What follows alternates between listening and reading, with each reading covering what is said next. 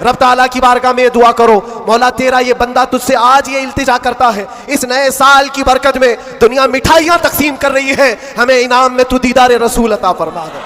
24 को जाना था, चला गया, और आला हज़रत का 25 को आना था, और इंशाल्लाह 25 में ये सिक्का चलेगा इंशाल्लाह। और फिर कहोगे आई नहीं हुकूमत, सिक्का नया चलेगा। आलम में रंग बदला सुबह शबे विलादत। मुस्तफ़ा करीम सल्लल्लाहु अलैहि वसल्लम के आशिकों के लिए ये साल हरा भरा हो जाए।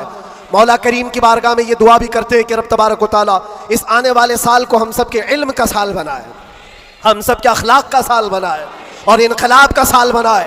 और जो आयत अल्लाह ने फरमाई उस वादे के मुताबिक, इन्ना मअल उसरि युसरा, हर तकलीफ के बाद आसानी है, हर तकलीफ के बाद आसानी है।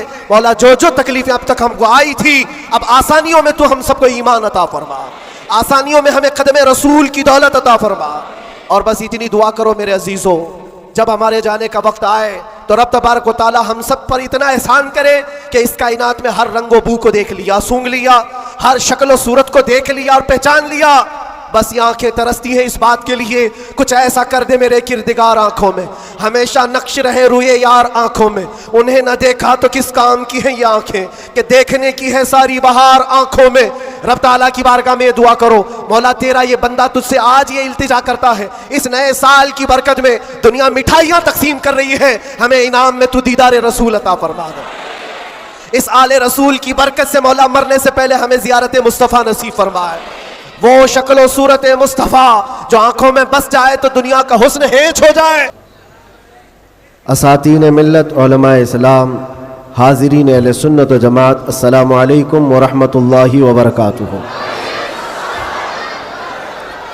अल्हम्दुलिल्लाहि व कफ़ा व सलामुन अला हबीबिहिल मुस्तफ़ा, अम्मा बअद, फ़अऊज़ु बिल्लाहि मिनश शैतानिर रजीम, बिस्मिल्लाहिर रहमानिर रहीम।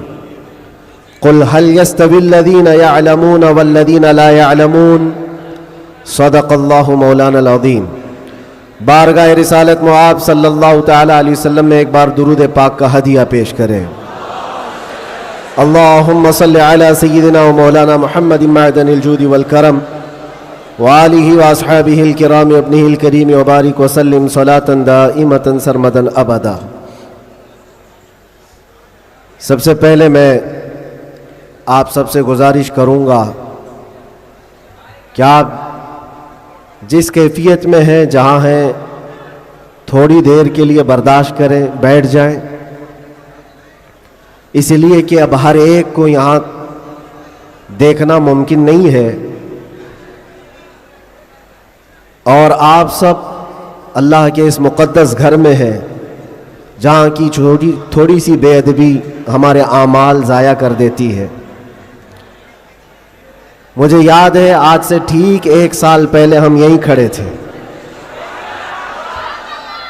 2023 का आखिरी समा गुजर रहा था और मैं उस वक्त यहाँ आपसे बयान कर रहा था कि हम नए साल की तैयारी कर रहे हैं, इस्तकबाल कर रहे हैं, और शायद पुराना बयान निकालें तो याद भी होगा कि हमने ये कहा था कि 2024 आने वाला है और 24 हमारे लिए अच्छा होता भी नहीं है।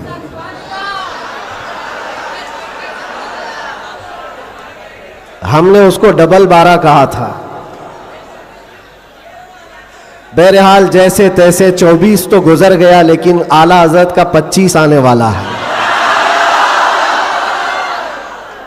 अब तो दौर हमारा होगा इंशाअल्लाह। 24 के बाद ही 25 आता है। 24 जब गुजर जाए तो फिर आला हज़रत का 25 आता है। मेरे अजीज़ों, आज का ये दिन फिर हम नए साल के इस्तकबाल के लिए खड़े हैं। वही हुजूम है, बल्कि उससे कई गुना ज़्यादा। जिन लोगों को ये लगता है कि इस धार को उंगली दबा करके रोक दिया जाए तो ये मुमकिन नहीं है। कुछ बात तो है कि मिटती नहीं हस्ती हमारी, कुछ बात तो है कि मिटती नहीं हस्ती हमारी।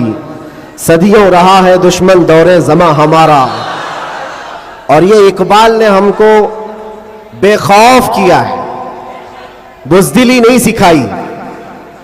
और ख़ास तौर पर उलमा इस्लाम और तलबा इस्लाम यहाँ मौजूद हैं। ये कोई नई बात नहीं है जो कुछ हम आज देख रहे हैं, ये हमारी परंपरा चली है और दस्तूर ऐसा ही चला है। बातिल से डरने वाले आसमां नहीं है हम, 100 बार कर चुका है तू इम्तिहान हमारा। और तौहीद की अमानत सीनों में है हमारे, आसान नहीं मिटाना नामो निशान हमारा, आसान नहीं मिटाना नामो निशान हमारा।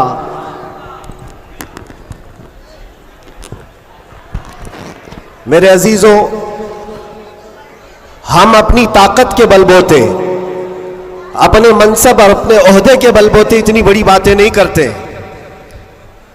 हम जो बात करते हैं वो ईमानी ताकत के बलबूते, इसलिए कि हमें हमारे बुजुर्गों ने सिखाया है।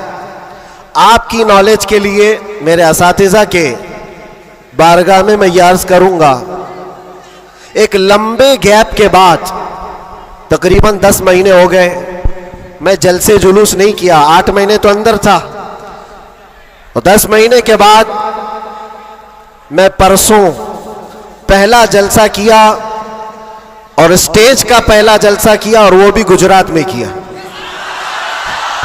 सुभान अल्लाह, सुभान अल्लाह। और कोई ढकी छुपी बात नहीं है कि छुप करके चोरी से किया। मेरे अजीजों, ये मेरे लिए अल्लाह तबारक व तआला का इनाम भी है और तारीख की ये सच्चाइयां हैं। इस्लाम को तुम जहां से रोकना चाहते हो वहीं से ये फैलता भी है। आज जा करके देखो, यूरोप, अमेरिका, सबसे कसरत से वहां पर अगर कोई दीन फैल रहा है तो इस्लाम है। उसकी वजह क्या है? उसकी वजह भी यही है, इस्लाम की फितरत में कुदरत ने वो लचक दी है, जितना ही दबाओगे उतना ही वो उभरेगा। सुभान अल्लाह, सुभान अल्लाह। अल्लाह की बारगाह में ये दुआ भी करता था कि हमारे दीनी कामों पर कोई फर्क ना पड़े। रब तबारक व तआला ने मेरे लिए जो मैदान कुशादा फरमाया, मैंने अभी 3 दिन पहले के जलसे में, ये बाज़ाहिर वैसे तो सब डरते हैं अभी, उलमा भी और ख़ास तौर पर मेरे असातिज़ा सब इस बात से थोड़े बहुत अपने अंदर सहमते हुए हैं, मुझे लेकर के, मेरी सिक्योरिटी को लेकर के। लेकिन मेरे अजीज़ों, जो बोलने के लिए अल्लाह ने मुझे ज़ुबान अमानत में दिया है, वो जान बचाने के लिए नहीं, दीन बचाने के लिए। क्या बात है, क्या बात है। सईदना सरकार इमाम हुसैन रज़ी अल्लाह ताला अन्हु की बारगाह में भी मैं पिछले साल मारेरा मुतहरा में था, उर्स के मौके पर, और हमारे चाहने वाले बहुत सारे मौजूद, खुसूसियत के साथ मुकर्रिर शहीर सैयद अमीन साहब मुझसे कह रहे थे, आपको लेकर के हम बहुत ज़्यादा खौफजदा रहते हैं, डरते हैं, बहुत ज़्यादा डरते हैं कि आपका होना बहुत ज़रूरी है कौम के लिए, नौजवानों के लिए। उस वक्त मैंने ये बात अर्ज़ की थी, सैयदना सरकार इमाम हुसैन का उम्मत में होना कितना ज़रूरी था। वाह वाह। उनसे बढ़कर के तो कोई ज़रूरी था नहीं, बावजूद उसके सैयदना इमाम हुसैन ने अजीमत का रास्ता इख्तियार किया और करबला के मैदान में पहुंच गए। मैं ये बात यहाँ पर छेड़ा इसलिए कि मैंने 3 दिन कबल ये बात भी कही थी, मुझे टॉन्ट मार करके, ताना मार करके कुछ लोगों ने बार बार ये पूछा था, अंदर भी बाहर भी, कि कैसा लगा अंदर का माहौल, वापस आओगे गुजरात, दोबारा आओगे गुजरात। मैं उस वक्त ये कहा था, हम उनकी नस्ल में हैं जो कैसर और किसरा से भी नहीं डरते। क्या बात है, वाह वाह वाह वाह वाह। आपको पता है, आपको पता है, अल्लाह तबारक व तआला की ये जमीन, ये रब्बे जुल जलाल की वसी व अरीज जमीन, जिसको हमने एक ही जुमले में यूं कहा था, पाए मोरा लंग नीस जमीन खुदा तंग क्या नीस। बात है, वाह वाह, सुभान अभी अल्लाह। तक तो अल्लाह ने मुझे लंगड़ा नहीं किया है, और जब तक पांव सलामत है हर जमीन पर जाएंगे। और कोई भी गैर कानूनी काम अगर हम कर रहे हो तो डरना चाहिए। देश के खिलाफ, मुल्क के खिलाफ, कानून के खिलाफ किसी गतिविधि में, किसी एक्टिविटी में हम मुलविस हैं तो डर डर करके, सहम सहम करके रहना चाहिए। अल्हम्दुलिल्लाह एक बाल बराबर भी हमारे अंदर डर इसीलिए नहीं आया कि हमने कभी कोई खुफिया प्लानिंग नहीं की है। जो बात करनी है वो नामूसे मुस्तफ़ा की, वो 4 लोगों में भी कहते हैं और 4000 में भी कहते हैं। बेशक बेशक। पहली अब शुरुआत मैं यहां से करता हूं, इसलिए कि आज अगरचे मैं 4-5 दिन से बीमार हूं, लेकिन इतना मजबूत करंट यहां पर मौजूद है, क्या बात है, क्या बात है। इतना मजबूत, जो पूरे बर्रे सगीर को करंट सप्लाई कर रहा है। बेशक बेशक। और ये करंट का ट्रांसफार्मर ऐसा है कि यहां से जो सप्लाई होता है वो सीधे बगदाद से आता है, सुभान अल्लाह, सुभान और अल्लाह। यहां से जिसकी तार जुड़ी है वो बगदाद से मदीने पहुंचता है, बेशक बेशक। और जिसकी तार कटी है तो फिर वो बेनूर ही रहता है। मैं आपको बता रहा हूं, शुरू के दिन थोड़ी सी बात कहूंगा, उसके बाद मैं अपने मौजू पर आता हूं। आज से तकरीबन 3 साल गुजर गए होंगे। हमारे मुल्क का माहौल बड़ा ही अजीब हो गया था, जगह जगह गुस्ताखियां आप सबने भी सुनी और दिल महसूस कर रह जाता था। हालात बड़े पेचीदा होते चले जा रहे थे। उस वक्त एक पाखंडी जो बारगाह मुस्तफा में बार बार भौंकता था, जज्बात हमारे सुनकर के इतने बेकाबू हुए थे। हमने कोई मंसूबा बंद या प्लानिंग के तहत नहीं, हमारे जज्बे और वजद में ये ऐलान किया था कि बहुत हो गए इनके साथ मुनाजरे करना, डिबेट करना, आओ मैदान में उतरते हैं और देखते हैं, तुम भी आग में कूदो हम भी आग में कूदते हैं। याद होगा ये जज्बात में, वजद में और हुजूर की मोहब्बत में कही हुई बात थी। हमने कोई प्लान नहीं किया था, कहना था कह दिया, और वो तो 40-50 लोगों के बीच में कही हुई बात थी। महीने के बाद पता चला कि इस बात को अल्लाह ने पूरी दुनिया में पहुंचाया। क्या बात है, वाह वाह। हर जगह, हर इलाके में पहुंचाया, और जिसको पहुंचना था उस तक तो बराबर पहुंची। क्या बात है, क्या बात और फिर बाद में हमको पता चला कि हमने कुत्ते की दुम पर बराबर पांव रखा है। वाह वाह, वाह वाह। अब सुनिए, बहुत मैं ये बात क्यों छेड़ रहा हूं, आज ये बात मुझे अर्ज करनी क्यों पड़ रही है। जज्बात में, वजद में कही हुई बात तो थी, लेकिन जब सामने से जवाब आया कि हाँ हम आने को तैयार हैं, तो फिर सोचना भी हुआ। अब मीटिंग भी होने लगी, सब लोग आने भी लगे, कुछ तो हमें डराने भी लगे, डराए भी थे। क्या होगा तुम्हारा, इतना बड़ा ऐलान कर दियो, जल जाओगे, मर जाओगे तो करोड़ों मुसलमानों का ईमान क्या होगा। बहुत सारे मामलात थे। मैं उस वक्त फिर सोचने पर मजबूर हुआ। मैंने मेरे बाप के लिए, मेरी मां के लिए, मेरे खानदान के लिए तो नहीं कहा, उस हक रसूल के लिए कहा जिससे रोशनी तो सूरज भी पाता है। बेशक। आहा, है खलीलुल्लाह को हाजत रसूलुल्लाह की। सुभान अल्लाह, सुभान अल्लाह। अब दिल में ये वसवसे भी तो आते, इंसानी फितरत का तकाजा है। घबराहट भी थी, मैंने बहुत बड़ा ऐलान तो नहीं कर दिया, क्या ऐसी बात होना चाहिए, नहीं होना चाहिए। इस पे तो बहुत सारे तबसरे भी थे, मैंने ये बातें कभी कही नहीं है, इसलिए कि हालात थे, हुए, गुजर गए, लेकिन मैंने कभी कहा नहीं। आज इसलिए कह रहा हूं कि यहां करंट ज्यादा है, क्या बात है, इसलिए कह रहा हूं। उस वक्त घबराहट, वसवसे भी, अलग अलग किस्म की बातें, लॉकडाउन का माहौल अलग, मेरे घर पर अलग पहरेबंदी, ये सारे मामलात में जानते हो मेरे अजीजों, उस वक्त जब कभी घबराहट के शिकार होकर, बेकाबू होकर हम कुछ सोचने के लिए या कुछ मशवरे के लिए इधर उधर निगाहें उठाते हैं तो हर कोई डरा भी रहा है, अलग अलग मशवरे भी दे रहा है। बड़ी हिम्मत के साथ मारारा मुतहरा के इस अजीम ट्रांसफार्मर पर मैंने कांटेक्ट किया।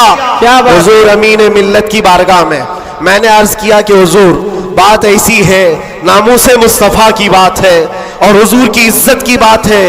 गरीब है, फकीर है ये आदमी, मेरे पास ना इल्म की दौलत ना मेरे पास अमल की दौलत। मैंने तो ऐलान कर दिया और मैं जाना चाहता हूं दिल्ली। आप क्या फरमाते हैं? बड़े बड़े पीरों की बात अलग है मेरे अजीजों, सब कंफर्ट जोन में बैठने वालों की बात नहीं करता, बड़े शाहाना कुर्सियों पर बैठ करके लोगों में अपना रौब जमाने वालों की बात नहीं करता। इस अजीम मर्द कलंदर का जवाब आता है, कहते हैं कि बच्चे तूने अपने घर के लिए नहीं पुकारा है, वो मेरे नाना जान की भी इज्जत है, पूरे कायनात की भी, अल्लाह के अजीम रसूल की भी रिसालत, नारे रिसालत, बरकाती दूल्हा, बरकाती दूल्हा, मुहाफिज़े नामूसे रिसालत, नारे तकबीर। वाह, बात यहीं पर खत्म नहीं होती कि अगर कह दिया कि तूने ऐलान कर दिया अच्छी बात है, जाओ अल्लाह ताला तुम्हारी हिफाजत करेगा, मैं यहाँ बैठकर दुआ करता हूँ। नहीं, इस उम्र में ठंडियों के आलम में कहा कि बेटा तुम वहां से निकलो, मैं मारारा से अपनी तबर्रुकात लेकर दिल्ली पहुंचूंगा। वाह वाह वाह वाह वाह वाह वाह वाह,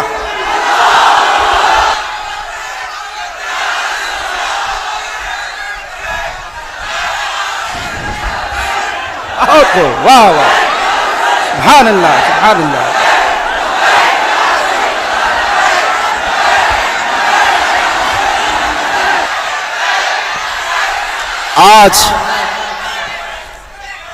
आज ये बात इसीलिए अर्ज कर रहा हूं, कैसे आकाओं का बंदा हो रजा, बोल बाले मेरी सरकारों के। सुभान अल्लाह, सुभान अल्लाह। मैंने उसके बाद फोन रख दिया और उसके बाद सबसे कहा कि अब किसी बात की फिक्र नहीं है, अब टेंशन नहीं है, अब कोई फिक्र की बात नहीं और डर की बात नहीं।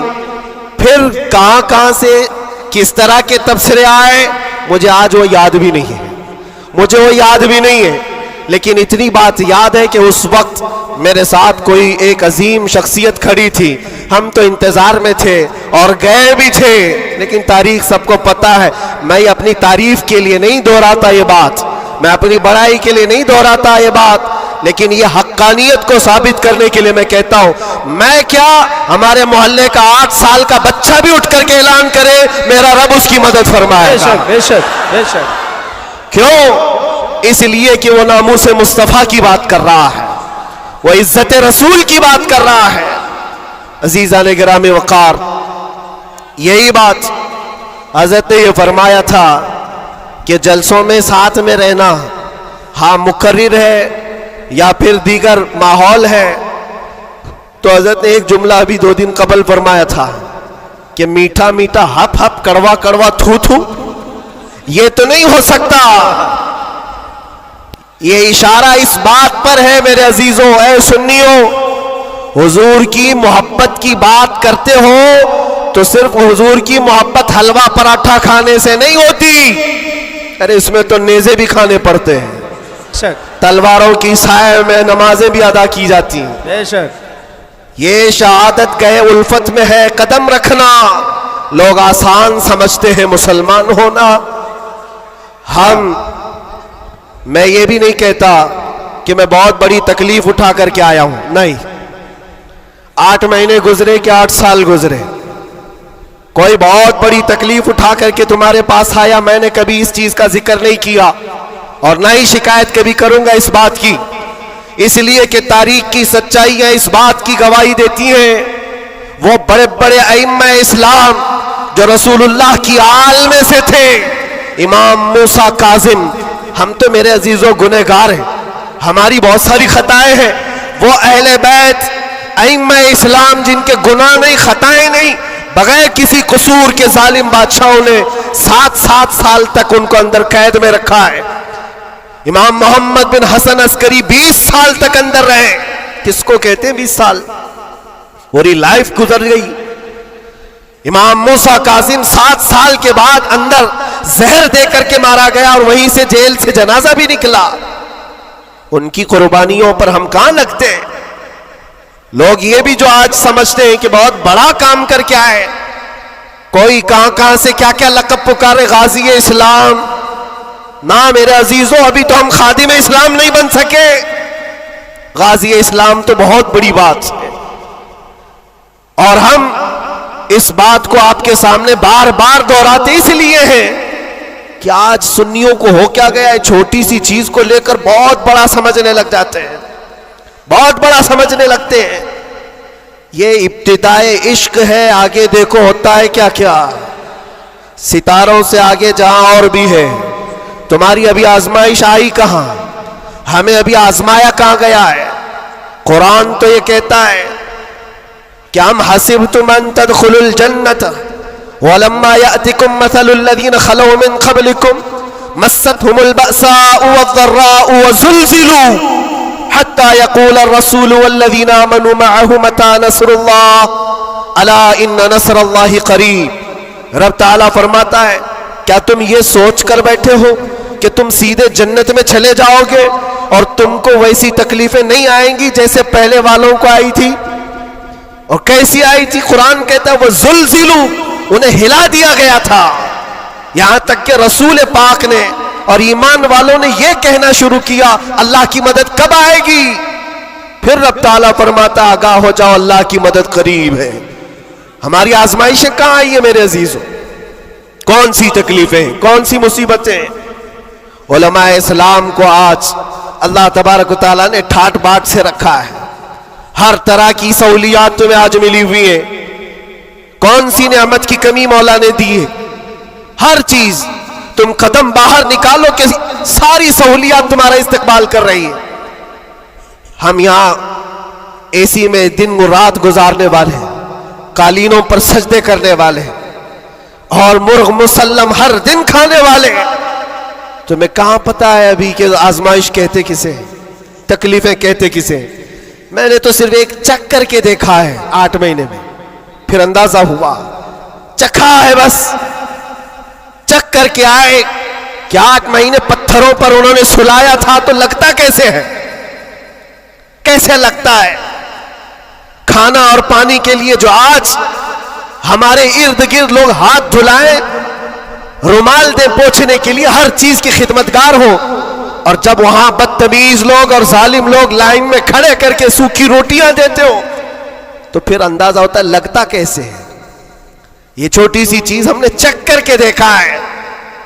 वो रोटियां देखी जिससे इंसान का गला कट सकता है। मेरे अजीजों, ये सब बातें इसलिए अर्ज कर रहा हूं कि अभी इम्तिहान बाकी है हमारे। अगर नामों से मुस्तफा की बात करते हो तो फिर इन सब चीजों के लिए तैयार रहो, इन सब चीजों के लिए तैयार रहो। और एक बात मैं बताता हूं, ये बाहर मजमों में बैठ करके बात करना बहुत आसान है, और अंदर तकलीफें सह करके फिर ये बात करो। मेरे अजीजों, कभी कभार घबराहट ऐसी होती थी, कुछ कैदी लोग आकर कहते थे कि सच में अल्लाह है? ऐसे सवाल, अल्लाह है, सुनता है? और उस वक्त कोई आयत उनको बताने में भी हमें ऐसा लगता। एक कैदी से मैंने कहा, इन्ना मअल उसरि युसरा, हर तकलीफ के बाद आसानी, अल्लाह का वादा है। झट से उसने कहा, मौलाना 16 साल हो गए, अभी कब आएगी वो आसानी? हमारे पास क्या जवाब है? ये तकलीफें सह करके फिर आयतों पर यकीन करना, ये बहुत बड़े कमाल की बात। यहां बाहर बैठ करके जो तसल्ली की बातें करें, मेरे अजीजों, बहुतों को हमने देखा है, बहुतों को जान भी देंगे, गर्दन भी कटा देंगे, बहुत सारी बातें। इसी से अंदाजा हो जाता है जो सुबह बिस्तर नहीं छोड़ सकता वो क्या गर्दन कटाएगा? जो नमाज के लिए अजान को लब्बैक नहीं कहता, वो जान की बात कहां है? एक डंडे से सारी चीजें भाग जाएंगी, सब निकल जाते हैं इधर उधर। मैं सब की बात नहीं करता। आजमाइशें जिस वक्त आएंगी मेरे अजीजों, इस्तिकामत ये किसी छोटे मोटे चीज का नाम नहीं है। अल्लाह ताला फरमाता है, इन्नल्लज़ीना क़ालू रब्बुनल्लाह सुम्मा इस्तक़ामू, बेशक वो लोग जिन्होंने ये कहा हमारा रब अल्लाह है, फिर उस पर जमे रह गए, ततनज़्ज़लु अलैहिमुल मलाइका, उन पर फिर फरिश्ते उतारे जाते हैं, फरिश्ते उतारे जाते हैं। मेरे अजीजों, यहां बड़ी बड़ी बातें कहने के लिए मैं नहीं खड़ा, बस इतनी बात कहूंगा कि हालात के तनाजुर में जो आज तुम्हारे लिए सबसे बड़े चैलेंजेस हैं, उसमें तुम्हें खरे उतरने की जरूरत है। तुम सिर्फ अपने मोहल्ले के नुमाइंदे नहीं हो। ये जो सरों पर टोपियां और दाढ़ियां हैं तुम्हारे चेहरों पर, तुम किसी मस्जिद के ही मुसल्ली नहीं हो, बल्कि पूरी कायनात में अल्लाह ने तुम्हें खैर उम्मत बनाया है। सब इंसानों के लिए तुम रहबर हो, रहनुमा हो। तुम्हारे अखलाक हर कोई आज देख रहा है। तुम एम्बेसडर हो किसके? रसूल पाक के। तुम तर्जुमान हो अखलाक रसूल के। अगर आज तुम नहीं उठोगे और ये अखलाक नहीं दिखाओगे, तो इससे सिर्फ तुम्हारे घर का नहीं, पूरे दीन इस्लाम का, आगे आने वाली नस्लों का बहुत बड़ा खसारा है, बहुत बड़ा नुकसान है। नौजवानों से मैं बार बार ये अपील करता आया हूं, ऐ नौजवानों उठो, उठो, वो घर ना हश्र ना होगा फिर कभी, दौड़ो के जमाना चाल अपनी चल गया है।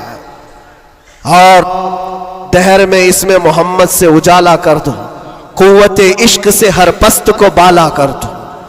आज तुम्हारे सिर्फ खड़े होने की देर है। किस चीज के लिए खड़े होने की देर है? जब मैं ऐसी बातें करता हूं तो हमारे जो रिश्तेदार कलम कापी लेकर बैठे, उनको लगता है ये जंग के लिए बुला रहे हैं, अभी तलवार भाले नेज़े की बात कर रहे हैं। मेरे अजीजों, तुम्हारे लिए सबसे बड़ा हथियार इश्क मुस्तफा है, इश्क रसूल है, मोहब्बत मुस्तफा है। और जब वो किसी के अंदर आ जाता है तो फिर उसके अखलाक से वो नजर भी आता है, उसके अखलाक से वो नजर आता है। जाहिल आशिक रसूल नहीं बन सकता। आशिक रसूल इल्म की तरफ बढ़ता है। जाहिल और ऐसा बदअकीदा जो दावा करता हो हुजूर के गुलाम होने का, अगर उसकी जुबान में सच्चाई नहीं है तो वो आशिक रसूल है ही नहीं। अल्लाह के नबी सल्लल्लाहु ताला अलैहि वसल्लम ने फरमाया, मेरे गुलामों में से जितने हैं, अगर कोई मुनाफिक हो तो मुनाफिक के अंदर दो आदतें जमा नहीं हो सकती। हुजूर पाक सल्लल्लाहु अलैहि वसल्लम फरमाते हैं, दो आदतें मुनाफिक के अंदर नहीं आ सकती। वो कौन सी दो आदतें हैं? अच्छे अखलाक। ये अच्छे अखलाक, ये सिर्फ हंस करके मिलना, इसको अच्छे अखलाक नहीं कहते, वो बहुत लंबी इसकी एक तशरीह है। अच्छे अखलाक मुनाफिक के अंदर नहीं आ सकते। और दूसरी चीज, अल्लाह पर तवक्कुल और रसूल की हर बात पर यकीन, ये मुनाफिक के अंदर नहीं आ सकती। मैं आपसे पूछता हूं, अल्लाह रब्बुल इज्जत की हर बात पर आपको यकीन है? रसूल पाक के हर फरमान पर यकीन है? बेशक, बेशक। अगर यकीन है तो ये जुबान से बोलने की बात क्या है? फिर तुम्हारा अमल कहां है? इसीलिए सैयदना अबू बकर शिबली रहमतुल्लाह ताला अलैह, सिलसिले कादरिया के बड़े बुजुर्ग हैं, गौसे पाक के दादा पीरों में आते हैं। आप कहते हैं मेरी जिंदगी का सबसे कठिन सवाल, सबसे मुश्किल सवाल यह है, अगर किसी ने मुझसे पूछ लिया क्या तुम हुजूर पाक सल्लल्लाहु अलैहि वसल्लम से मोहब्बत करते हो, वो कहते हैं मेरे लिए सबसे कठिन सवाल है। अभी मैं पूछूं तो सब हाथ भी उठाएंगे, सब उठा देंगे। हुजूर पाक सल्लल्लाहु अलैहि वसल्लम से मोहब्बत है, यानी सब चिल्ला के बोलेंगे है। लेकिन हजरत अबू बकर शिबली कहते हैं ये मेरे लिए इसका जवाब सबसे मुश्किल है। कहा इसमें क्या मुश्किल है? आप फरमाते हैं अगर ना कह दिया तो ईमान चला जाएगा, अगर ना कह दिया तो ईमान चला जाएगा, और अगर हां कहूं तो मेरे अमाल उसके मुताबिक नहीं, झूठा पड़ जाता हूं, दिल मलामत करेगा। जुबान से तू रसूल पाक की मोहब्बत की बात करता है, कहां है तेरे अमल? अजीजा ने गिरामी वक़ार, ये दो आदतें मेरे आका फरमाते हैं मुनाफिक के अंदर नहीं आ सकती, अच्छे अखलाक और अल्लाह उसके रसूल पर यकीन कामिल। यकीन से ही तो आरी होता है मुनाफिक, यकीन उसका खत्म हो चुका होता है। यहां अभी लक्की ड्रॉ शुरू हो जाए और चीट पे चीट होते रहते, हर साल होते रहते, फिर भी उसमें घुसते भी रहते। लाख का 2 लाख बनाना है, अभी देखो कितने आ जाएंगे। और कैसे कैसे चीटर लोगों पर यकीन करते हैं। और 2-4 लोगों ने बोल दिया कि नहीं मेरा भी डबल हुआ है, सब आ गए, लाइन लग जाती है, कई कई 100 करोड़ खा करके चले जाते हैं। इन पर तुम्हें यकीन है? और मुस्तफा करीम सल्लल्लाहु ताला अलैहि वसल्लम ने फरमाया, तुम सुबह अपनी नींद को छोड़कर, बिस्तर कर छोड़कर अपने घर से वजू करके मस्जिद की तरफ निकल कर आए, 2 रकात नमाज अदा कर लिया। हुजूर पाक सल्लल्लाहु अलैहि वसल्लम फरमाते पूरी दुनिया की दौलत से ज्यादा कीमती है। सुभान अल्लाह, सुभान अल्लाह। यकीन है इस पर तो इन्वेस्ट करो। अगर हुजूर पाक सल्लल्लाहु अलैहि वसल्लम की हर बात पर यकीन है तो इन्वेस्ट करो इसमें। आज यही तो बात है, ये सबसे बड़ा चैलेंज है। मुनाफिकत आने लग गई है, बुज़दिली कहां से आती है? अल्लाह उसके रसूल की हर बात पर यकीन कामिल हो जाए बंदे को, तो फिर वो मुनाफिक नहीं रहता, वो ईमान वाला होता है। और फिर मुसीबतें तो आएंगी, लेकिन मुसीबतें उसका कुछ नहीं बिगाड़ सकती। हजरत अबू हुरैरा रज़ी अल्लाह ताला अन्हु की हदीस है, फरमाते हैं अगर मुझ पर 10 पहाड़ भी नाजिल हो जाएं, उतर जाएं, तब भी मैं खौफज़दा नहीं होता, डर नहीं है मुझे। कहा क्यों? कहा कुरान की एक आयत मेरे लिए काफी है। पूछा कौन सी आयत? फरमाते अल्लाह फरमाता है कुल लन युसीबना इल्ला मा कतबल्लाहु लना हुवा मौलाना व अलल्लाहि फल्यतवक्कलिल मुमिनून। फरमाते हैं अल्लाह ने अपने नबी से कहा है, ऐ महबूब आप फरमा दें हरगिज़ हमको कोई मुसीबत नहीं आती, उतनी ही आएगी जितना अल्लाह ने लिखा है। सुभान अल्लाह, सुभान अल्लाह। उतनी ही आएगी जितनी अल्लाह ने लिखा है। और फिर आगे रब ताला फरमाता हुवा मौलाना, वही हमारा मददगार है, वही हमारा मददगार है। व अलल्लाहि फल्यतवक्कलिल मुमिनून, और मोमिनों को चाहिए कि अल्लाह ही पर भरोसा करें। बड़े बड़े लोगों को देखा, लेकिन कैद के दौरान, जेल के दौरान कुछ छोटे छोटे लोगों ने हमें बहुत कुछ सिखाया। गुजरात के एक छोटे से गांव का रहने वाला कैदी आ गया था, मानसिक संतुलन बिगड़ा हुआ था। घर वाले भी चाहते थे अंदर ही रहे, छुड़ाना भी नहीं चाहता था कोई, उठा पटक ज्यादा करता था, जवान था और अंदर रहा। महीना गुजरने लग गया। वहां होता ऐसा, निजाम ऐसा है कि हर हफ्ते घर वालों की मुलाकात आ जाती, जालियों में, इधर से हम, बाहर से रिश्तेदार। हर कैदी के कोई, कभी माँ, कभी बाप, कभी भाई बहन, मुलाकात के लिए हफ्ते में 1 मरतबा टाइम मिलता है 15 मिनट का। लेकिन इस बंदे का कोई आता ही नहीं था, मिलने भी नहीं आए। महीना गुजर जाता, ये उठा पटक शुरू कर दे, लोगों को मारना। तो जेलर जो है घर को फोन लगाता उसके और कहता कि भाई तुम्हारा बेटा है, कभी तो आओ, मुलाकात लो उससे, सबको परेशान कर रखा है। और इसीलिए कि कैदियों की जो हालत बिगड़ती है तो ये बहुत बड़ा डेंजर मसला होता है, उनको संभालना। बाहर आप इधर उधर हुए तो अंदर डालेंगे, अंदर ही बिगड़ा तो फिर कौन सा अंदर, वो लास्ट मंजिल है। और इसीलिए वहां जाने के बाद डर भी निकलता है लोगों का, इसके बाद कहां जाना है, अब सीधे जन्नत है। आप सुने इस बात को। उसका बाप आया और कहा कि बेटा थोड़े दिन हो गए। इसने पूछा कब छुड़ाओगे मुझे, बेल कब होगी? छोटे से केस थे। कहा इस मंडे को जो है तुम्हारी बेल रख दूंगा, छूट जाओगे, इस मंडे को निकल जाओगे। वो आया, सब बैठे हुए थे, खुशी से ऐलान करता मंडे को मैं चला जाऊंगा, मंडे को छूट जाऊंगा। मंडे आया, ट्यूसडे आया, वेडनेसडे आया, फिर हफ्ता 2 हफ्ते उसका बाप आया ही नहीं। महीना गुजर रहा है, फिर ये उठा पटक शुरू करे। फिर फोन करके उसके बाप को बुलाया, आओ मुलाकात लो। बाप आया, फिर पूछा कब होगा अब्बा? कहा मैं थोड़ा सा काम में बिजी था, इस मंडे तो तेरा हो जाएगा, इस मंडे को हो जाएगा। ये आता और कहता फिर बेचारा, वहां तो ऐसे ही है, सब तिनके के सहारे पी रहे थे। वकील बोलता है इस डेट में होगा, हाँ ठीक है, उसके अलावा करे क्या? तो वो सबसे कहता है इस मंडे को पक्का है। वो भी गया मंडे, फिर 1 महीना गुजरा, ये 6 महीने उसका बाप हर मंडे को ही बोलता था बार बार आए, तवज्जो चाहता हूं। और हालत ऐसी हो गई 6 महीने के बाद वो बाप से मिलकर के अंदर आ रहा है, सारे कैदी खुद ही बोलने लगे इस मंडे को है ना तेरा। उसके बोलने से पहले ही कहते इस मंडे को बेल है ना तुम्हारी, जमानत होने वाली है। उसको हर्ट हो गया, तकलीफ हो गई। जब दिल पर किसी के चोट लगती है तो टूटे हुए दिलों की बहुत जल्दी सुनी भी जाती है। उसने झल्ला करके कहा था, गाली दे करके कहा था, क्रिमिनल था, गाली दे करके कहा था सबको, तुम लोग मेरा मजाक उड़ा रहे हो, मेरे बाप की वजह से या जेलर की वजह से मैं अंदर नहीं हूं। मेरा खुदा इतने दिन का लिखा है और जिस दिन लिखेगा तुम सब देखते रहोगे, मैं चला जाऊंगा। क्या बात है, वाह वाह। हमने सोचा ये कहां से इतना बड़ा ईमान आया। और इत्तेफाक से शनिचर के दिन वो अपने बाप से मिलकर के आया था, उसको चिढ़ाया गया था और वो बिफर करके इस तरह की बात किया था। और मंडे के दिन उसका बाप जमानत का बीड़ा लेकर आ ही गया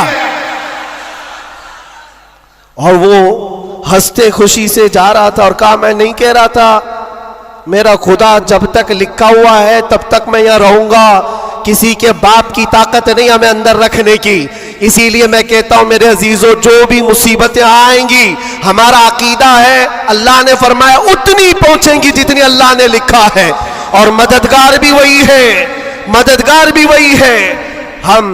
मैं इससे कबल भी आपके यहाँ एक बात सुनाया था, हजरत सैयदना यूसुफ अलैहिस्सलातु तस्लीम के मुतालिक। आप जेल के अंदर 7 साल काट लिए और 2 कैदियों ने ख्वाब देखा था। हजरत यूसुफ अलैहिस्सलाम ने उनके ख्वाब की ताबीर बताई थी। एक उसमें मरने वाला था, एक छूटने वाला था। कुरान पाक में वाकया मौजूद है। जो छूटने वाला था उसको यूसुफ अलैहिस्सलाम ने कहा था कि मैं तेरे ख्वाब की ताबीर बता रहा हूं, छूट करके जाएगा तू, बादशाह बदल चुका है, जो मुझे कैद में डाला था अब वो नहीं है, मिस्र का बादशाह भी बदल गया, जाना और बादशाह से मेरी दरखास्त रखना कि मैं बेकसूर कई सालों से अंदर कैद में हूं। ये कैदी अपने ख्वाब की ताबीर के मुताबिक ही, उसने ख्वाब देखा था, उसकी ताबीर के मुताबिक छूट गया। और जेल से छूटने वाला सब भूल भी जाता है, पलट के दरवाजा भी नहीं देखता, कौन है क्या है सब भूल जाता है। और वो भी गया बेचारा, सब भूल गया। और बादशाह के सिपाहियों में, मुसाहिबीन में, खास लोगों में शामिल हो गया। लेकिन उसको वो बात याद नहीं आई यूसुफ अलैहिस्सलाम ने क्या कहा था। यूसुफ अलैहिस्सलाम की जो दरखास्त थी बादशाह के पास, वो भूल गया। और बाज रिवायतों में फिर 7 साल गुजर गए बिना किसी गलती और कसूर के। यूसुफ अलैहिस्सलातु तस्लीम एक दिन रब ताला की बारगाह में रो पड़े, कहा है मालिकुल मुल्क या ज़ल जलाली वल इकराम, तेरा ये बंदा बेकसूर कब तक ये दरवाजों के अंदर कैद रहेगा? क्या मेरे लिए दरवाजे अब खुलेंगे नहीं? तो जानते हो ये ऐसा मकाम है। रब तबारक व तआला ने फरमाया, ऐ यूसुफ, कैद में अंदर गया, अगर तुझे बाहर जाना ही था तो बादशाह से क्यों दरखास्त किया? क्या मैं नहीं था? ये नबियों के लिए है मेरे अजीजों, आला ईमान है। हजरत यूसुफ अलैहिस्सलाम इस पर फूट फूट कर रोते रहे। हमारा भी यही हाल होना चाहिए। एक बात मुझे अल्लाह तबारक व तआला का इनाम है, मैं ये अर्ज करता हूं यहां पर गुफ्तगू, मैं जो चीजें शुरू किया था इसको यहां स्टॉप करता हूं। सारे लोगों ने दुआएं की, मुझे पता है, और सबसे ज्यादा मैंने हुजूर ताजुश शरिया को और हुजूर अमीन मिल्लत को ख्वाब में बार बार देखा। और हजरत ने अभी मुझसे कहा था कि हम सब परेशान थे, बहुत दुआएं करते थे। मेरे छूटने की दुआएं या मेरे आराम की दुआएं ये अलग मकाम रखती हैं, लेकिन जिस वक्त अंदर जा रहे थे मेरे बिरादर गिरामी भी मौजूद है, मैं एक दुआ अल्लाह करीम की बारगाह में ये करता था कि ऐ रब्बे जुल जलाल, तेरा बंदा है, तेरे नबी की बात कर कर अंदर आया, इतनी लाज रखना कि मेरे बाहर जाने के लिए कभी किसी कुत्ते की मदद लेने की नौबत ना आए। क्या बात है, वाह वाह वाह वाह। किसी जालिम की मदद लेने की नौबत ना आए। और रब तबारक व तआला ने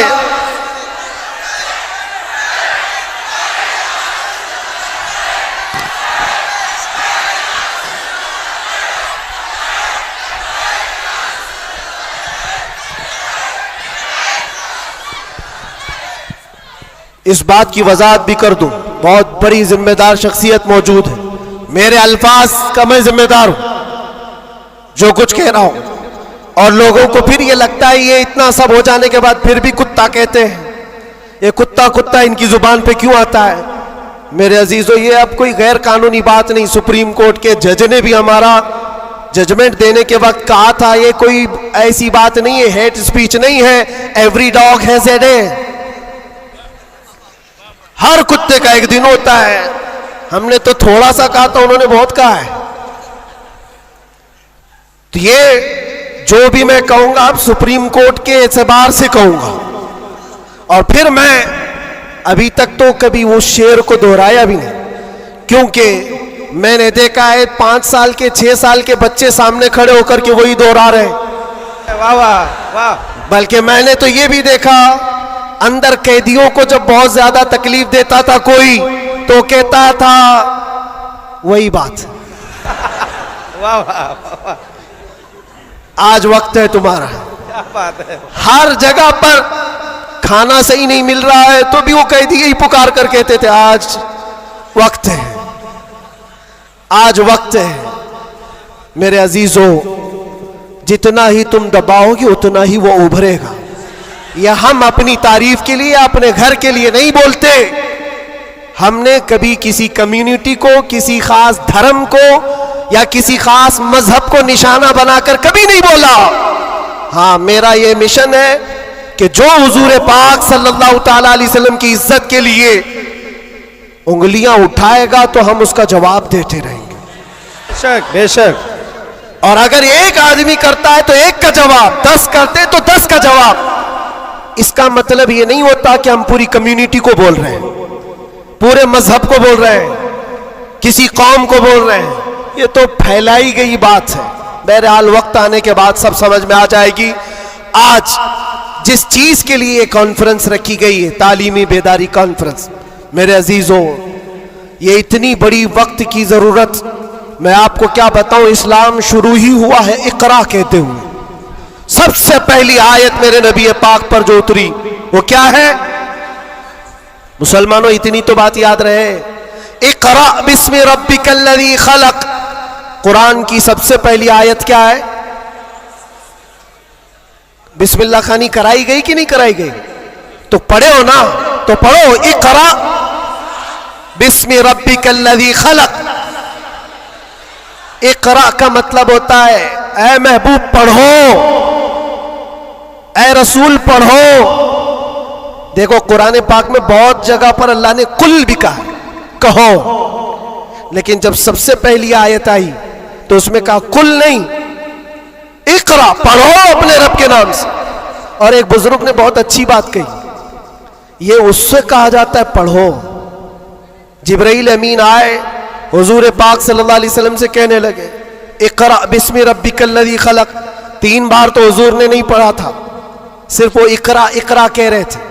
चौथी बार जिब्राइल ने कहा इकरा बिस्मि रब्बिकल्लज़ी खलक, पढ़ो अपने उस रब के नाम से जिसने पैदा किया। नबी पाक ने पढ़ा। और इकरा उसको कहा जाता है जो पहले से पढ़ा हुआ हो।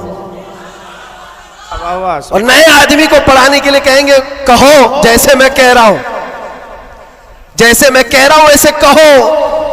और भी एक बात, जो हुजूर पाक सल्लल्लाहु ताला अलैहि वसल्लम के मुतालिक बहुत सारी बातें मुस्तशरिकीन ने जो फैलाई, वो उम्मी थे। उम्मी का माना कुछ ना हंजार लोग अनपढ़ करते हैं कि इनके रसूल अनपढ़ थे। अनपढ़ नहीं, उम्मी कहते हैं जो किसी से नहीं पढ़ा हुआ हो। बेशक, उसका उस्ताद नहीं, लेकिन वो सबका उस्ताद है। सुभान अल्लाह, सुभान अल्लाह। अब एक बात तो मुझे बताओ, कुरान कहता है अर्रहमान अल्लमल कुरान खलकल इंसान, 3 आयतें। अर्रहमान, रहमान अल्लाह रब्बुल इज्जत, अल्लमल कुरान, उसने कुरान सिखाया। तीसरे नंबर पर है खलकल इंसान, उसने इंसान को बनाया। मुझे एक बात बताओ, रहमान दूसरे नंबर पर आए थे, उसने कुरान सिखाया। तीसरे नंबर पर आए थे, उसने इंसान को पैदा किया। इंसान को पैदा किया, ये तीसरे नंबर पर। कुरान सिखाया ये पहले, दूसरे नंबर पर। जब इंसान बाद में पैदा हुआ है तो कुरान सिखाया किसको? क्या बात है, वाह वाह। अर्रहमान अल्लमल कुरान, वो रहमान है जिसने कुरान सिखाया फिर इंसान बनाया। मुफस्सिरीन फरमाते हैं ये जो इंसान पैदा किया इससे मुराद आदम अलैहिस्सलाम है, और कुरान सिखाया इससे मुराद मोहम्मद रसूलुल्लाह। सुभान अल्लाह। और अब तबारक व तआला ने अपने नबी को उस वक्त इल्म दिया है जब अभी आदम को पैदा भी नहीं किया। मुअल्लिम कायनात की उम्मत हो मेरे अजीज हो, मुअल्लिम कायनात की तुम उम्मत हो, और जाहिल रहना तुम्हें ज़ेब देता है? उस रसूल पाक की उम्मत हो जिसने पूरी कायनात को इल्म का इनकलाब दिया है, इल्म का इनकलाब। जब हुजूर पाक सल्लल्लाहु अलैहि वसल्लम मदीने तैयबा तशरीफ लाए थे, 6 लोगों को सिर्फ लिखना आता था, कलम पकड़ना कितने लोगों को आता था? 6 लोग। 10 साल का अरसा गुजरा, हुजूर पाक सल्लल्लाहु अलैहि वसल्लम की वफात के वक्त 80,000 लोगों के हाथों में कलम था। सुभान अल्लाह, सुभान अल्लाह। यह इनकलाब जिंदगी भर का कोई टीचर भी नहीं करता। वो रसूल पाक सल्लल्लाहु ताला अलैहि वसल्लम ने इल्म का अजीम इनकलाब पैदा किया था, और उस रसूल की उम्मत अगर जाहिल हो तो कैसे ज़ेब देता है?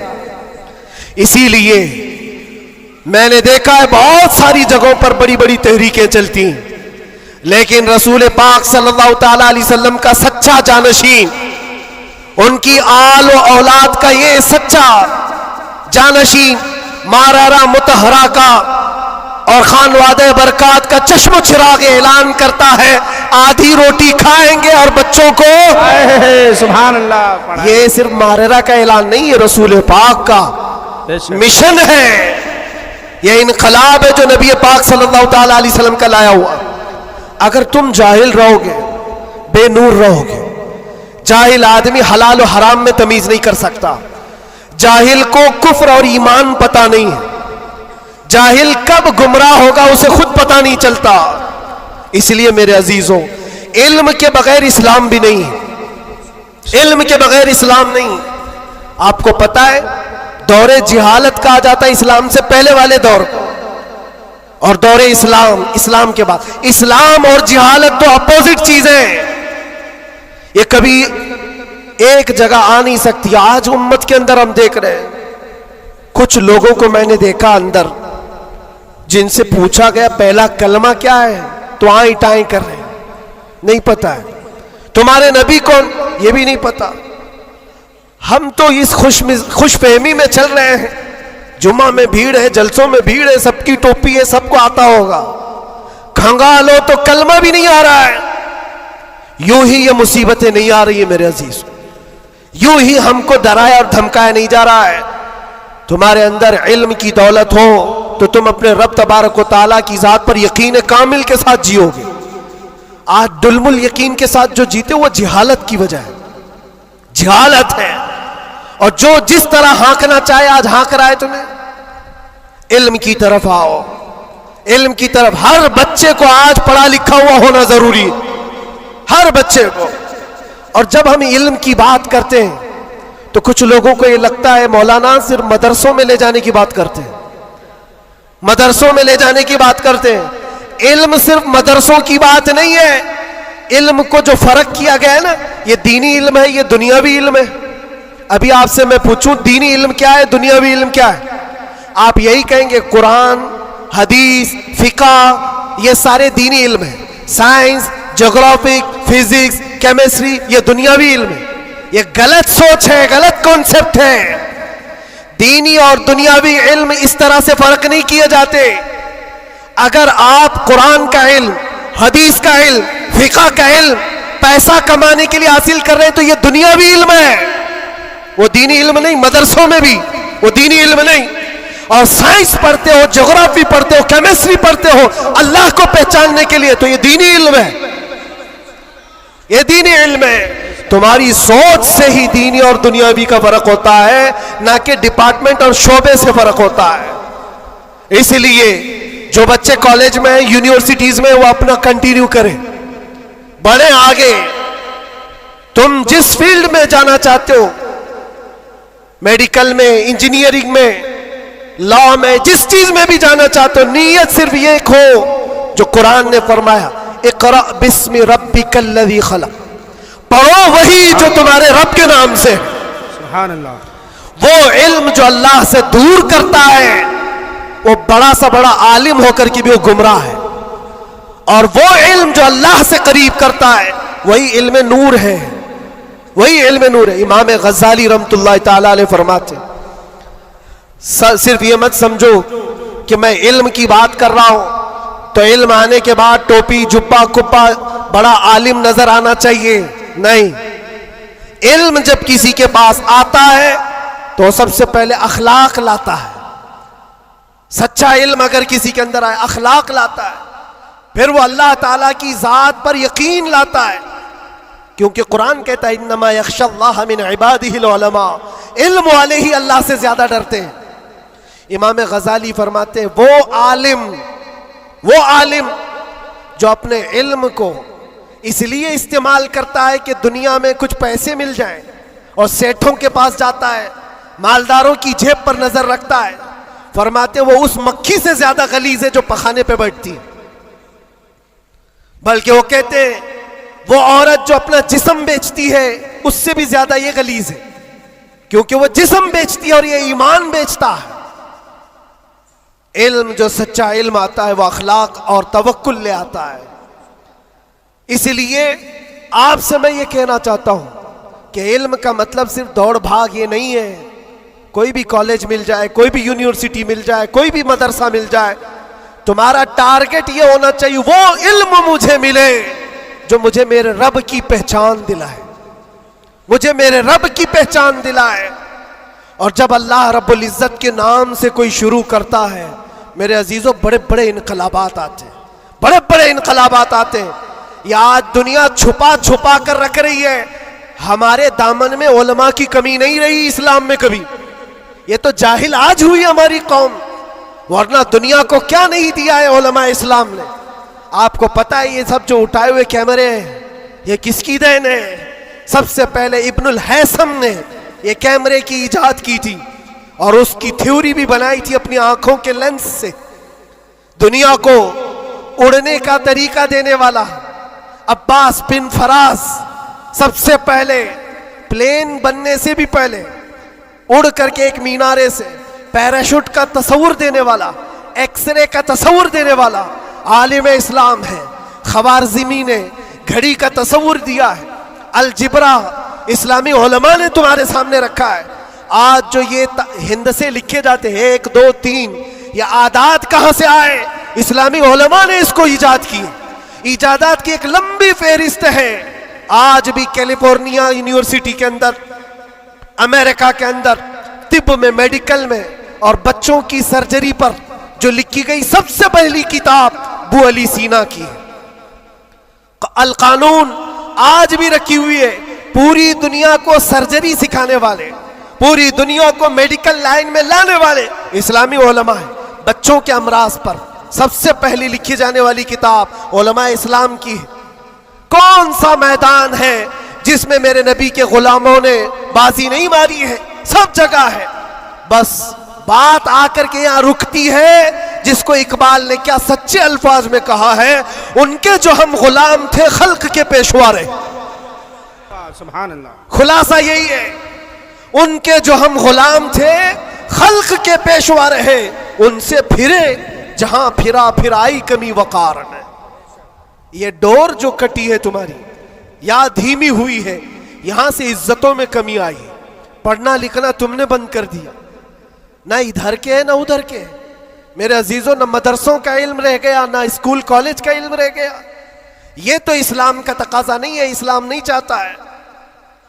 इसलिए आज की इस कॉन्फ्रेंस के जरिए से, ये तालीमी बेदारी कॉन्फ्रेंस है, मैं अवेयरनेस लाना चाहता हूं। और अब अगर कोई यहां बैठा हुआ ये अहद करके उठता है कि मुझे इल्म हासिल करना है, हमारी ये कॉन्फ्रेंस वसूल होगी। दिल में सोचते हो हासिल करना है, और इल्म की कोई उम्र नहीं होती। ये मत सोचना मेरी शादी हो गई, बच्चे हो गए, अब क्या पढ़ूंगा। अरे बूढ़े हो जाओ, दाढ़ी सफेद हो जाओ, तब भी तुम्हारे इल्म हासिल करने की उम्र नहीं जाएगी। सैयदना उमर इब्ने खत्ताब जलीलुल कद्र सहाबी हैं, कहते मुझे सूरे बकरा पढ़ने में 12 साल लग गए। तुम चाहते हो जुम्मा 8 दिन के अंदर कुरान भी खत्म हो जाना चाहिए। हाँ, इसमें मिटा दो अपनी हस्ती को अगर कुछ मर्तबा चाहो कि दाना खाक में मिलकर गुले गुलजार बनता है। शेख सादी रहमतुल्लाह अलैह फरमाते 60 साल के बाद तो मैंने इल्म देखा है। और ये शर्म हया की बात नहीं, इल्म हासिल करना हो। अच्छा, पहले के बूढ़े लोग अगर कहते हैं हमारे ज़माने में हालात बुरे थे, कोई आया ही नहीं सिखाने के लिए, हमारे पास स्कूल नहीं थे, मदरसे नहीं थे, पहले वाले कहते तो हो सकता है उनका ये उज़्र है। तुम्हारे पास अब कोई उज़्र ही नहीं रह गया। क़यामत के दिन रब तबारक व तआला अगर तुम्हारी पकड़ करे कि इल्म हासिल करना फर्ज था, तूने सीखा क्यों नहीं, ये नहीं कह सकते कि मौला मेरे पास कोई जरिया नहीं था। ये जो मुट्ठी में इतना बड़ा बड़ा मोबाइल उठाते हो, पूरा मदरसा भी रखता है, स्कूल भी रखता है, कॉलेज भी रखता है, कौन सी किरत नहीं है इसके अंदर, कौन सा इल्म नहीं है इसके अंदर। लेकिन नौजवानों को ये लगता है ये मोबाइल तो पबजी के लिए आया हुआ है, ये मोबाइल तो फेसबुक इंस्टा के लिए आया हुआ है, तुम्हें तो बहुत कुछ हासिल करने का जरिया ये मोबाइल पकड़ा दिया गया है। अब कयामत के दिन तुम्हारे पास उज़्र नहीं होगा, उज़्र नहीं होगा। तुमसे अगर सवाल हुआ कि वजू में कितने फराइज थे, नमाज में कितने फराइज थे, कुरान तजवीद के साथ पढ़ने के क्या क्या उसूल थे, तुम हाय हाय हाय हाय करते रह गए, मुझे पता ही नहीं, कोई पढ़ाया नहीं, तो पूछा जाएगा तेरे पास जरिया था, अभी जाकर सर्च करके देख लेना वजू में कितने फराइज है। मोबाइल 1 मिनट से पहले तुम्हें लाके दिखा दे, बता देगा। हाँ, ज्यादा से ज्यादा क्या होगा, कंफ्यूजन, क्या मैंने सर्च तो किया है वजू में कितने फर्ज, अब आ तो गया जवाब, लेकिन यह पता नहीं चल रहा है ये अपोजिशन का है कि हमारा है। इसके लिए तो उलमा बैठे हुए हैं। इतना पूछ सकते हो कि हज़रत मैंने रिसर्च किया है, ये सारी चीजें तो मुझे मिल गई। हुजूर पाक सल्लल्लाहु अलैहि वसल्लम के लिए मैंने सर्च किया, हुजूर की उम्र कितनी थी, हुजूर के अज़वाज कितने थे, हुजूर की औलाद कितनी थी, हुजूर पाक ने मक्के में कितने दिन गुजारे, मक्के में मदीने में कितने गुजारे, कितने गज़वात में हुजूर शरीक हुए, सब मैंने सर्च किया है, मुझे जवाब मिला है। उस पर पूरा यकीन करने से पहले किसी आलिम अहले सुन्नत के पास आ जाओ और क्रॉस वेरिफिकेशन करना, बस इतना ही जिम्मेदारी।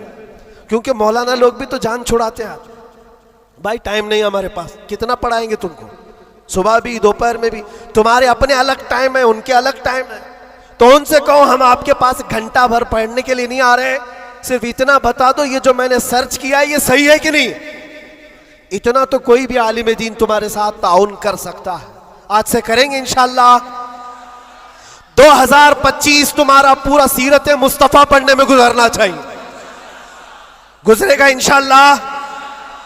इस बात को आज तय करके उठो कि मैं मेरे नबी का गुलाम हूं, तो मैं पहले ये पढ़ूंगा कि मेरे नबी कब पैदा हुए, उस वक्त हालात क्या थे, हुजूर पाक सल्लल्लाहु अलैहि वसल्लम का बचपन कहाँ गुजरा, हुजूर पाक ने पहली शादी कहाँ फरमाई, हुजूर पाक सल्लल्लाहु अलैहि वसल्लम की औलाद कितनी हुई, नबी पाक सल्लल्लाहु अलैहि वसल्लम के सहाबा में जलीलुल कद्र कौन है, हुजूर मक्का में कितने दिन गुजारे, मदीने में कितने गुजारे, कौन सी जंगों में शरीक हुए, कौन सी जिहाद में, कौन सी जंग में हुजूर पाक के दंदाने मुबारक शहीद हुए, कौन कौन सी मुसीबतें हुजूर ने उठाई और क्या क्या दुआएं उम्मत के लिए की, ये सब तुम्हारे हिस्से में आना चाहिए। मेरे अजीजों, एक बात मुझे याद आती है, एक नौजवान का किरदार बड़ा अजीब था। मीलाद का दिन था 12 रबीउल अव्वल, शायद मैंने यहाँ दोहराया हो ये बात। मैं ट्रेन से उतर रहा था, एक नौजवान मुझसे कहने लगा, हज़रत मैं चाहता हूँ कि आज हुजूर की बारगाह में कोई अच्छा तोहफा पेश करूँ। सब झंडे, कुमकुमे, मिठाइयाँ सब लगा करके तो तोहफे पेश करते। उसने कहा मैं कुछ ऐसा करना चाहता हूँ हुजूर पाक सल्लल्लाहु ताला अलैहि वसल्लम को खुशी हो। मैं उतर रहा था, अचानक ज़हन में ये बात आई, कहा अल्लाह के नबी के अखलाक ये थे कि वो बूढ़ों की मदद करते, उनका बोझ उठाते थे। मक्का में हुजूर मशहूर थे इस बात पर। हम उतर रहे हैं, देखो ट्रेन से कोई बूढ़ा उतर रहा, उसका सामान उठाकर पहुंचा दो, सुन्नत है ये भी। और आज 12 रबीउल अव्वल है, तुम हुजूर की बारगाह में खिराज अकीदत पेश कर। ये बात कहा और मैं गुजर गया। वो जवान एक बूढ़ी औरत 2 बड़े बड़े शॉपर लेकर आ रही थी, उसके पास गया और कहा कि अम्मा जी मुझे दो, मैं उठाता हूं।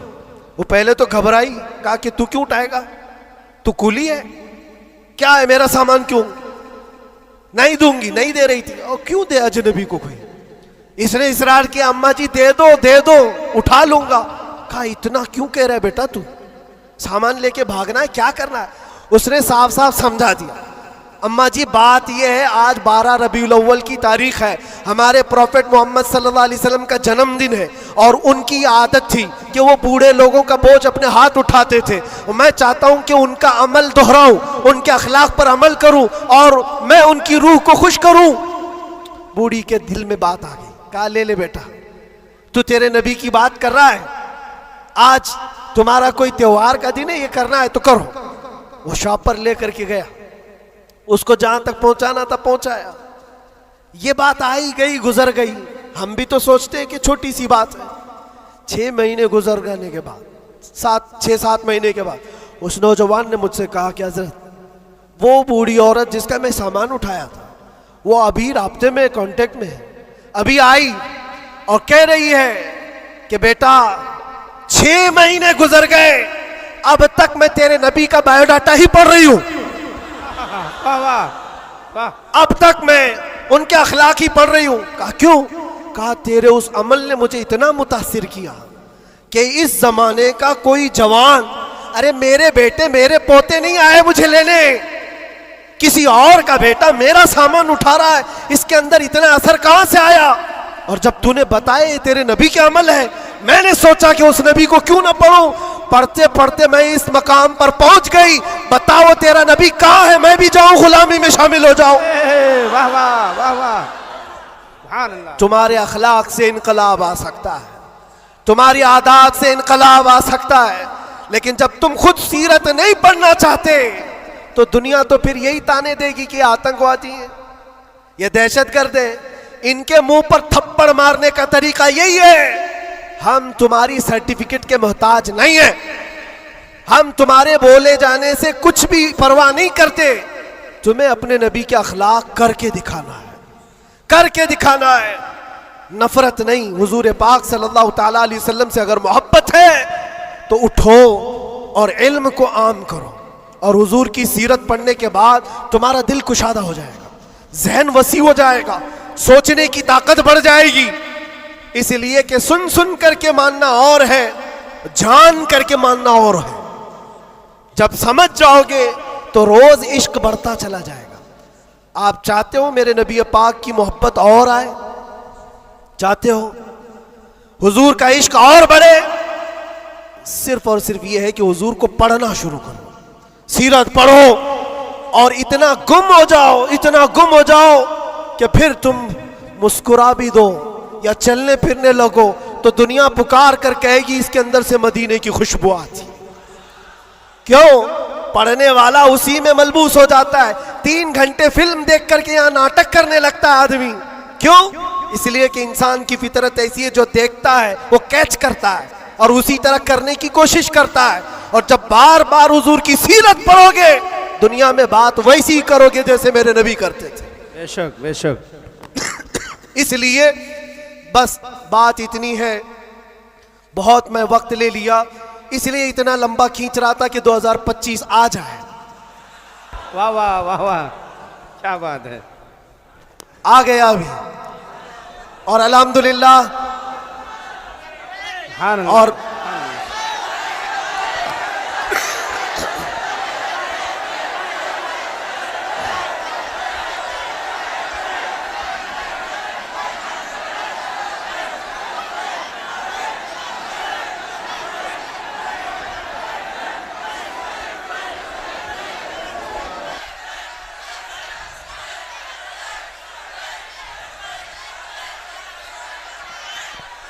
अल्लाह तबारक व तआला इस आने वाले साल को हम सब के लिए खैर व बरकत वाला साल बनाए। बलाओं और मुसीबतों से अल्लाह हम सबको नजात रखे और इस पूरे साल को अल्लाह ताला हम सब के ईमान और अकीदे में जिला अता करे। बात वही मैं दोहरा कर ख़त्म करता हूँ मेरे अजीज़ों, 24 को जाना था चला गया, और आला हजरत का 25 को आना था वाह वाह। और इंशाल्लाह 25 में ये सिक्का चलेगा इंशाल्लाह। और फिर कहोगे आई नहीं हुकूमत, सिक्का नया चलेगा। आलम में रंग बदला सुबह शबे विलादत। मुस्तफ़ा करीम सल्लल्लाहु अलैहि वसल्लम के आशिकों के लिए ये साल हरा भरा हो जाए। मौला करीम की बारगाह में ये दुआ भी करते हैं कि रब तबारक व तआला इस आने वाले साल को हम सब के इल्म का साल बनाए, हम सब के अखलाक का साल बनाए और इनकलाब का साल बनाए। और जो आयत अल्लाह ने फरमाई उस वादे के मुताबिक, इन्ना मअल उसरि युसरा, हर तकलीफ के बाद आसानी है, हर तकलीफ के बाद आसानी है। मौला जो जो तकलीफें अब तक हमको आई थी, अब आसानियों में तो हम सबको ईमान अता फरमा, आसानियों में हमें कदम रसूल की दौलत अता फरमा। और बस इतनी दुआ करो मेरे अजीजों, जब हमारे जाने का वक्त आए तो रब तबारक व तआला हम सब पर इतना एहसान करे कि इस कायनात में हर रंगो बू को देख लिया, सूंघ लिया, हर शक्ल सूरत को देख लिया और पहचान लिया। बस ये आंखें तरसती हैं इस बात के लिए, कुछ ऐसा कर दे मेरे किरदिगार आंखों में, हमेशा नक्श रहे रुए यार आंखों में। उन्हें न देखा तो किस काम की है ये आंखें, कि देखने की है सारी बहार आंखों में। रब ताला की बारगाह में दुआ करो, मौला तेरा ये बंदा तुझसे आज ये इल्तिजा करता है, इस नए साल की बरकत में दुनिया मिठाइयाँ तकसीम कर रही है, हमें इनाम में तू दीदार रसूल अता फरमा दे। इस आले रसूल की बरकत से मौला मरने से पहले हमें जियारत मुस्तफ़ा नसीब फरमाए। वो शक्ल सूरत मुस्तफ़ा जो आंखों में बस जाए तो दुनिया का हुस्न हेच हो जाए। मौला करीम हमको उस हुस्न का परस्तार बनाए, उस हुस्न का आशिक बनाए। अजीज़ा ने गिराम वक़ार, आखिरी बातें ये, ख़ास तौर पर ये नए साल की जो रात है, जा कर के यहाँ से कोई अय्याशी के अड्डे पर नहीं जाना, कभी कोई गुनाहों की तरफ ना जाए, वरना तुम्हारी ये सारी महफिल फजूल है। तुमने साल का आखिर भी अल्लाह के जिक्र में बनाया है और साल का शुरू भी अल्लाह के जिक्र में है। 12 से पहले भी अल्लाह का जिक्र कर रहे थे, 12 के बाद भी तुमने साल का आखिर भी महफिल रसूल में गुजारा, साल की इब्तिदा भी महफिल रसूल में गुजारी। और हो सके तो कल रोजा रख लेना, जिसको ताकत हो रख लेना, नफिल है, ताकि साल की इब्तिदा अल्लाह के इस रोजे से हो और अल्लाह करीम उस रोजे की बरकत से हम सबका पूरा साल अच्छा करे। यहाँ से कोई अड्डों पर तो नहीं जाएगा इंशाअल्लाह, कोई अगर जा भी रहा हो तो उसको रोक लेना। आज की रात दुनिया अय्याशियों के अड्डे सजाई है, रात भर यहाँ पर शराब आम हो चुकी होगी, जिना और क्लब और बार सब सज गए होंगे। लेकिन क्या ये तुम्हारे लिए अल्लाह का एहसान और इनाम नहीं है? क्या उन करोड़ों में से अल्लाह ने उठाकर तुम्हें अपने घर में बिठाया? और एक बात याद रखो, एक बात याद, मुझे किसी से मिलना है तो दिन में मिल लेता हूं, टाइम कब देते हैं? दोपहर में आ जाओ, शाम में आ जाओ। लेकिन कोई खास होता है तो ही रात के 12 बजे मिलता है। बहुत रात में खास लोगों से ही मिलने का मौका निकाला जाता है, वरना तो सबको टरका दिया जाता है। मेरे अजीजों, रात के 12 बज रहे हैं और रब ताला तुम्हें अपनी मुलाकात के लिए यहां बुलाया, यह बख्शिश के लिए बुलाया गया है, यह रहमत के लिए बुलाया गया है। तो यहां से झोलियां भर करके जाओ और दुआओं की कबूलियत के लिए मुस्तजाबुद दावा शख्सियत हमारे पास है। रसूल पाक सल्लल्लाहु ताला अलैहि वसल्लम की आल मौजूद है। और यकीनन आज की महफिल पर मैं देख रहा हूं, ये जो रंग जमा हुआ है, ये जो भीड़ है, ये जरूरी नहीं सिर्फ इंसानों की भीड़ है, ये जरूरी नहीं है कि सिर्फ लोगों की मदनपुरा वालों की भीड़ है। तुम तो पहचानते भी नहीं कितने अल्लाह के फरिश्ते आते हैं महफिलों में, तुम जानते भी नहीं। ये रब तबारक व तआला की रहमत के फरिश्ते आते हैं और ये महफिलों को हल्का ना लो मेरे अजीजों, ये महफिलें हल्की ना समझो। यहां से बख्शिश के वादे होते हैं, कितनों की दुनिया बदल दी जाती है, कितने तो यहां से तौबा करके उठते हैं, कितने तो इल्म का अहद लेकर के जाते हैं। इसलिए मुझे ये यकीन है अल्लाह की ज़ात से कि आज 2025 की हमारी ये पहली महफिल को मौला ताला 100 बार बारावर फरमाएगा और इसके रसूल की दौलत अता फरमाएगा। इश्क रसूल की कमाल की दौलत अल्लाह हम सब के सीनों में अता फरमाएगा। और बाकी रहे जो हालात, उससे डरना नहीं है, जमे रहना है, खड़े रहना है और नामूसे मुस्तफ़ा पर किसी से समझौता नहीं करना है। और कोई गैर कानूनी काम भी जज्बात में आकर के उछल कूद करने से नहीं होता। होश व हवास के साथ, होश व हवास के साथ हुजूर पाक की मोहब्बत सिर्फ और सिर्फ जोश से नारे लगाने का नाम नहीं है। होश व हवास के साथ खड़े होना और दुनिया को जवाब देना। हम भी जो ये बोलते हैं, लोगों को ऐसा लगता है सिर्फ जोश में बोलते हैं, ये सिर्फ जोश में बोलते हैं। हाँ बोलते थे, लेकिन अब होश में भी बोलते हैं, होश में भी बोलते हैं। और डर करके नहीं, डर करके नहीं, बल्कि इसलिए कि हुजूर पाक सल्लल्लाहु ताला अलैहि वसल्लम की उम्मत की खिदमत करनी है, हुजूर के नामूस के लिए काम करना है। इसलिए आप भी होश से काम लेंगे। कोई भी सर फिरा उठ करके अलग ऐसी वैसी हरकत ना करें। हुजूर की मोहब्बत यकीनन इम्तिहान लेती है, लेकिन अपने आप को हिलाकत में डालने की इजाजत भी नहीं देती। अपने आप को या कौम को हिलाकत में डालने की इजाजत नहीं देती। अब ये बात, नारे तकबीर, नारे रिसालत। आप बैठे रहे, आप लोग बैठे रहे।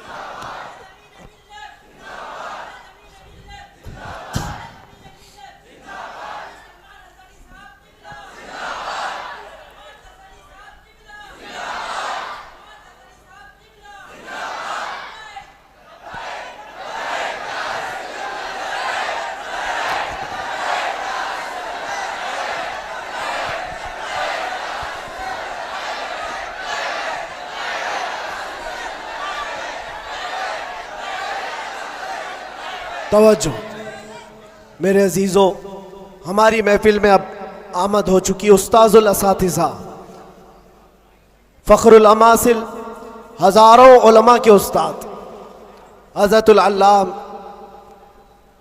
मौलाना मुफ्ती मसूद अहमद बरकाती साहब क़िबला, उस्ताद अल जामिअतुल अशरफिया मुबारकपुर। यहाँ पर तशरीफ़ है हमारे दादा उस्ताद भी हैं और इंशाअल्लाह अज़ीज़ आप उनको सुनेंगे। और अब हमारा वक्त हो गया। मसला भी है, पानी जब आ जाता है तो तयम्मुम टूट जाता है। अब ये तयम्मुम था जो टेम्पररी आपके पास चल रहा था, अब पक्का पानी आपके पास है, आपको उन्हें सुनना है। बस इस शेर के साथ मैं अपनी गुफ्तगू को ख़त्म करता हूँ। लुब्बे लुबाब हासिल कलाम, खुलासा गुफ्तगू ये है कि मोहम्मद से वफ़ा तूने तो हम तेरे हैं। ये जहां चीज है क्या, ये सियासत चीज है क्या, ये जायदाद और दौलत चीज है क्या? अरे तो तुम्हारे लिए लौहो कलम है तो ये सब दुनिया चीज है क्या? लौहो कलम तेरे हैं, शर्त यह है कि तुम हुजूर पाक की गुलामी में आओ। मोहब्बत मुस्तफ़ा सिर्फ जुबानी नहीं, अमल से आओगे और उसके बाद फिर देखना हालात आएंगे और टकरा कर चले जाएंगे। थोड़ी देर की बात है, फिर मैं बात करूंगा तो शेर की तरफ आ जाऊंगा। बस यहाँ पर ख़त्म करता हूँ, कुछ देर की बात ही है। इंशाअल्लाह अज़ीज़ हमारा वक्त तो है ही और आएगा भी। इंशाअल्लाह अज़ीज़ हर चीज़ अच्छी होगी, क्योंकि अल्लाह का वादा है वलल आखिरतु खैरुल लक मिनल ऊला। अल्लाह ने कुरान में फरमाया। लोगों को ऐसा लग रहा था कि ये मैंने शेर में चैलेंज किया, दावा किया है, ये रब का ऐलान है। अल्लाह ने अपने नबी से कहा है, ऐ रसूल आपका हर आने वाला साल, हर आने वाला वक्त पहले से ज्यादा बेहतर होगा। आने वाला वक्त पहले से ज्यादा बेहतर होगा। फिर इंशाअल्लाह हम अल्लाह के इस फरमान पर क्यों नहीं कह सकते हमारा दौर आएगा, है और आएगा इंशाअल्लाह। अल्लाह करीम हम सबको कहने सुनने से ज़्यादा अमल की तौफीक अता फरमाए। व आखिर दावाना अनिल हम्दुलिल्लाहि रब्बिल आलमीन। लब्बैक या रसूल अल्लाह।